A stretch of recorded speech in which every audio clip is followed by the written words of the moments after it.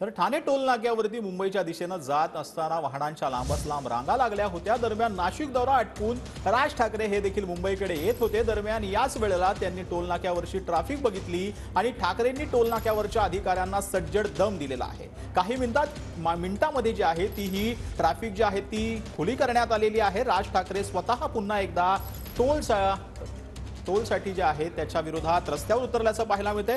Thane toll नाक्यावरती वाहतूक कोंडी झालेली होती आणि त्याच वेळेला नाशिकवरून राज ठाकरे निघालेले होते आणि त्यांनी गाडीतून उतरून अधिकाऱ्यांना सज्जड दम देखील भरल्याचं पाहायला मिळतं।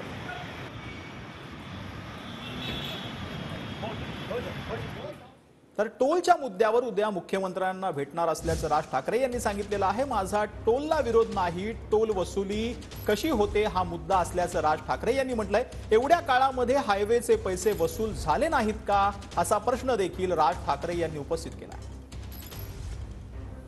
आता उद्या सकाळी मुख्यमंत्र्यांना भेटणार आहे आणि त्यांच्यासाठी मी पुढच्या आठवड्यामध्ये मी एक आमचं हे ठेवणार आहे, काय ते जे आम्ही आत्ता नाही का सगळ्या मुंबईच्या सगळ्या टोल नाक्यांवरती शूटिंग केलं, त्याच्यात जे आकडेवारी ज्या सगळ्या गोष्टी आहेत त्या सगळ्या ठेवणार त्यांच्यासमोर। मी पैसे देतोय, माझं मत आहे हे पैसे माझे सरकारला गेले पाहिजे, बरोबर, ज्याच्यातनं सरकार काहीतरी नवीन काही योजना करू शकेल। पण मी पैसे देतोय ते कुठच्या तरी टोलवाल्याच्या खिशात जात आहेत, हे तुम्हाला आवडणारी गोष्ट आहे का?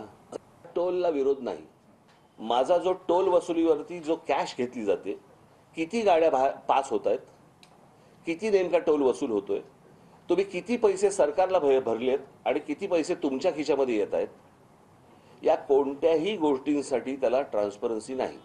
टोल हा जगभर असतो, पण हीच गोष्ट मी अनेकदा माझ्या भाषणांमधून पण सांगितली, विषय टोल नाही आहे, विषय टोल वसुली आहे। मग एवढं इतकी वर्ष चालून देखील याच्यामध्ये काहीतरी काळबेरं आहे हे आपल्याला लक्षात येते की नाही?